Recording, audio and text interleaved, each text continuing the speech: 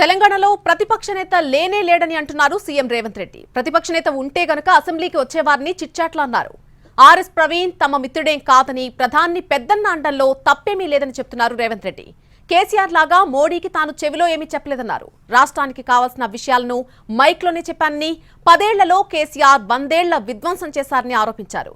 100 రోజుల్లోనే తాము విధ్వంసం నుంచి గట్టెక్కించే ప్రయత్నం చేస్తున్నామని చెప్పారు రేవంత్ రెడ్డి.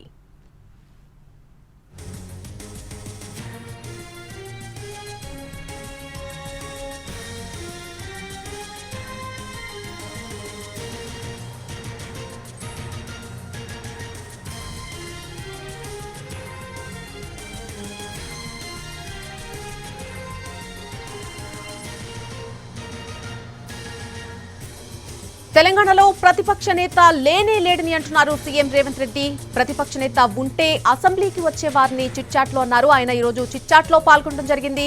కొన్ని కీలకమైనటువంటి వ్యాఖ్యలు చేశారు. ఆ చిట్చాట్లో ఆర్ఎస్ ప్రవీణ్ తమ మిత్రుడేం కాదని, అలాగే ప్రధాని పెద్దన్న అండంలో తప్పేమీ లేదని చెప్తున్నారు. కేసీఆర్ లాగా మోడీకి తాను చెవిలో ఏమీ చెప్పలేదన్నారు రేవంత్ రెడ్డి. రాష్ట్రానికి కావాల్సినటువంటి విషయాలను మైక్లోనే చెప్పానని, 10 ఏళ్లలో కేసీఆర్ 100 ఏళ్ల విధ్వంసం చేశారని ఆరోపించారు. 100 రోజుల్లోనే తాము ఆ విధ్వంసం నుంచి గట్టెక్కించే ప్రయత్నం చేస్తున్నామని అన్నారు రేవంత్ రెడ్డి.